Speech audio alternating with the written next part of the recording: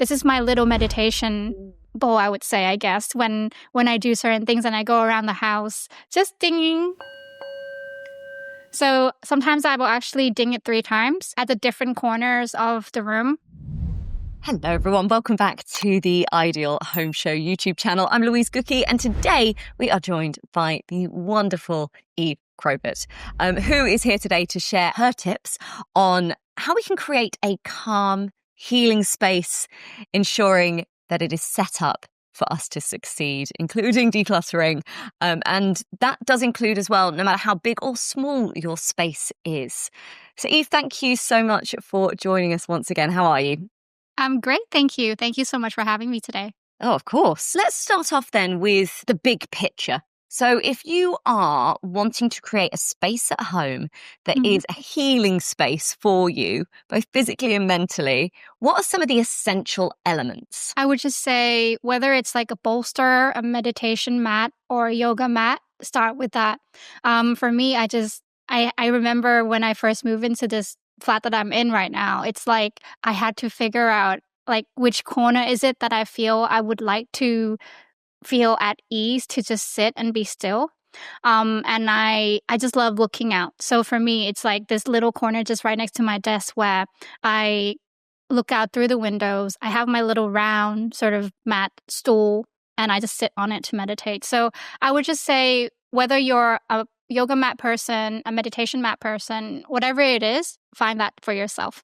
Yeah, brilliant. And like you're saying, then when you've got your space, you can start building around it. So what other elements can really help? So we sort of spoke about creating that space. So yoga mat or whatever you choose. Other elements as well, because we hear a lot about things like scent and lighting that can really help our emotional well-being. What are your thoughts around that? That is big time because obviously that creates the psychological effects within ourselves as well. Just like how we say, before we go to bed, try to dim the lights down a little bit to help you begin to send signals to your brain that it's time to wind down. For me, I just love, having that part where I look through the window because it gives me that light in the morning. And doesn't matter how gloomy London is, it's the natural light through the window. So I would just say, lighting does play a part. Some people might like to, sit and have that ritual in a lot dimmer lighting. So if that is the case, then, play around with it. Have some curtains, opt for like, those, I don't know what it's called, but the lights that mimic the sunlight. Oh, yeah. Yeah, so they have those ones as well that you could get easily online. And some people might love like fairy lights. So it really depends on the mood that you're trying to evoke for yourself. It's very personal, but I would just say try to even go on Pinterest, like get some inspirations on how you could really begin to cultivate that space for yourself. But as long as, you start off with kind of like a base, whether it's a mat, or even a table, sometimes when we have such a small space and we have to, for example, share our, dining table as a work desk, it can become a thing where you feel a bit ungrounded because you're kind of like, where is the place where I'm really here, anchoring myself and I get to serve and work and do the thing that I love every day. There is obviously that part where the trend of like working at cafes. I used to be one of those people. But what I realized as well is that when you have your own space that you could really reclaim it as yours, that's when it really can begin to serve you because you can, put up some crystals, candles, whatever it is that really would cultivate that inner peace within yourself.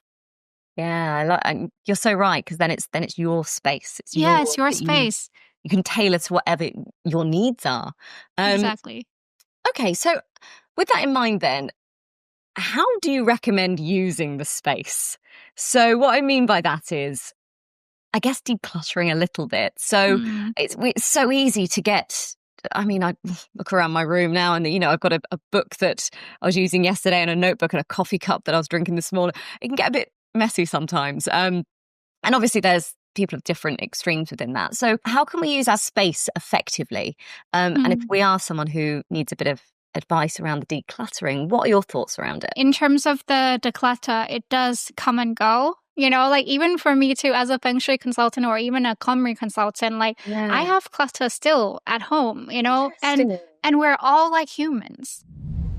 For nearly 25 years, Cox & Cox have been helping people fall in love with their homes with beautifully crafted furniture and accessories you won't find anywhere else. Their buyers travel the world to bring you original designs, always with an eye for quality and enduring style. From freestanding kitchen units and made-to-order sofas to statement lighting, storage and accessories, their offering captures each new season with a timeless aesthetic and effortless style. Every piece is handpicked with care for a collection that is curated for design lovers by design lovers.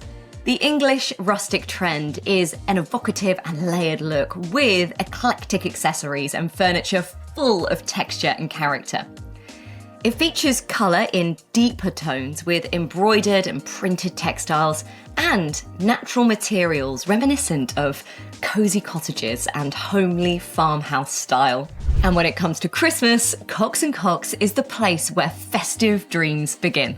Their eagerly anticipated festive trends are a highlight of the season, bringing together everything you need from show-stopping faux trees, baubles and lights to Christmas liners and gift wrap. So whether you want a serene, nature-inspired festive decor, a little retro glamour, or a fun, classic, nostalgic family Christmas, Cox & Cox have a trend to match your style. Click the link in the description below to create a home you love to be in with Cox & Cox. I feel like it would be almost impossible to just say, oh yeah, like my home is picture perfect, like Pinterest ready. I don't think anyone really has that side. I mean, you might feel that way, but then I can guarantee you that the moment you open one of their cupboards, it's probably going to be full of clutter still. Right? So yeah, just because it's surface level doesn't mean. Yeah, just because it's surface level doesn't mean that. And if anything, for those kind of people, it just goes to show how much more clutter really does situates in their subconscious layer.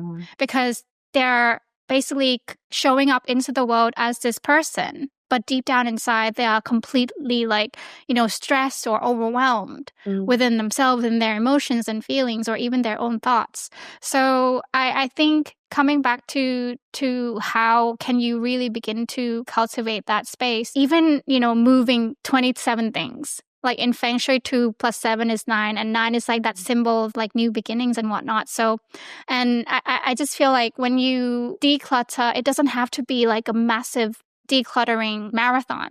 It can just be a little part where today I want to tackle my little drawer. Tomorrow I want to do my desk. Maybe the day after I want to do my bookshelf. So it doesn't have to be everything all in one go, but it's more of like you assign that little task for yourself each day so you don't feel too overwhelmed.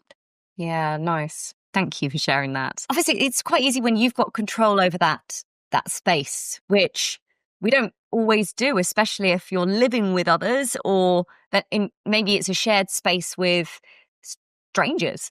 Living in a shared home, not necessarily family. Do you have any advice for people when you're in that scenario, how you can still sort of claim your own little corner, I guess, and make sure that actually you can still ground yourself while actually sharing with others that might not share the same values? I guess with that, right, I can guarantee you that everyone would have their own space, which is their bedroom, or at least their bed. Yeah. Even if they have to share the bedroom with someone else, they definitely would have their own bed. Yeah. Or at least the side of their bed. So, if I were to really nail that down, I think it's more of like whichever space that you feel that is yours, whichever space that you feel no one can really come in to claim that space to be theirs, claim that for yourself and begin to arrange it so that, you begin to put things that you really love. Like say some people might have photos of them and their loved one and they might actually keep it on their phone. But if that person is doing a long distance relationship, like how are they living that memory in their phone, right? Like put it right next to your bedside. Obviously, I would not recommend putting like your family photos if you want to attract relationship in your bedroom because you just want to really dedicate that space for you and your potential partner if you're single. But that being said, I think it's about trying to pick a place that you feel is fully yours reclaim that by, putting up, whether it's your favorite crystal, your grounding crystal, whatever it is, that reminds you that, okay, you know what, this is me. Ask yourself, like, actually, what do I like?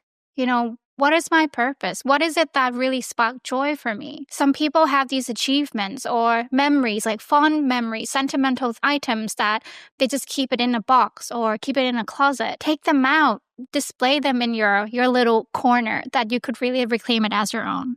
Yeah, that's brilliant. And I'm sure we were all thinking of things that we've got hiding in our wardrobes right as we Exactly. speak. Those like sentimental box that we often would have, and that box eventually become like a clutter of things that you don't even like remember having. Sometimes it's just a matter of like going through those boxes and be like, oh wow, like where did this item go all these years? Like, you know what, let me just take it out. And you could even like rotate them around. You could be like, okay, this week I want to display this, and then you bring that back into the box, replace it with another item instead. So, that's when you begin to really like embrace the little things in your life, the things that really bring you joy and the fond memories that you had that, we can just literally get like easily forgotten just because we get so busy with our day-to-day lives. Mm-hmm. Yeah. Okay, so just before we finish then, I'd love to talk about rituals or tools that you can, maybe that you do personally, that you could share with us when it comes to creating your own space. I love lighting a candle. I'm not a huge fan of sage or Palo Santo, just because of the, the smokes and everything, and I'm not a huge fan of that.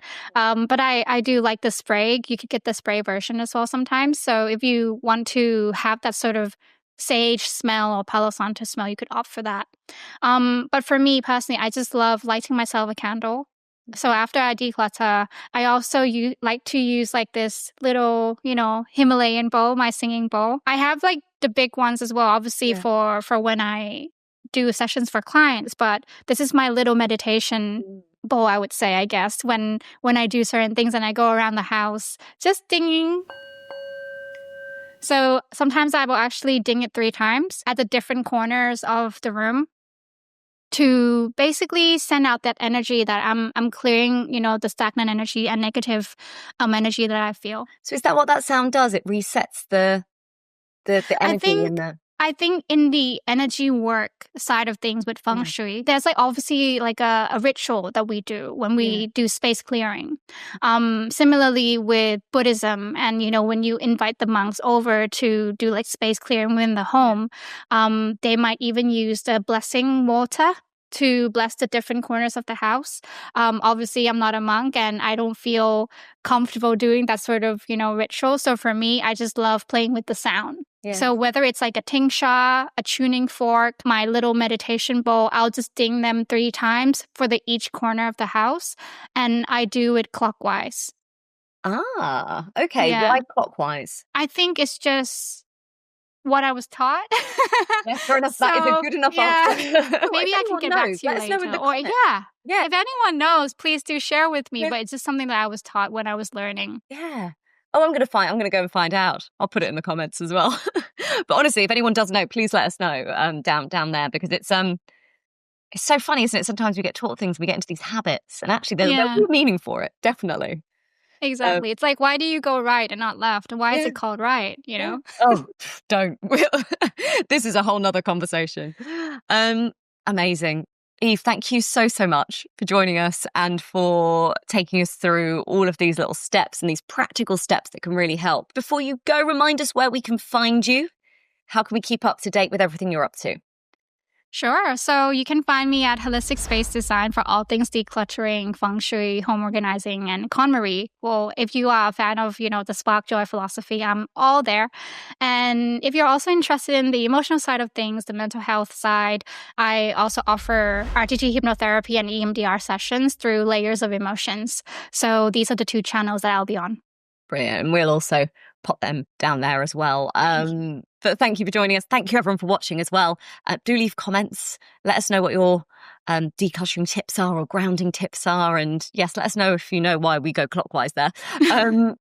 Also, make sure you like and subscribe if you haven't. And you can also check out other interviews that we've got here on the Ideal Home Show YouTube channel. Been a pleasure as always, and we will see you very soon. Thank you. Bye.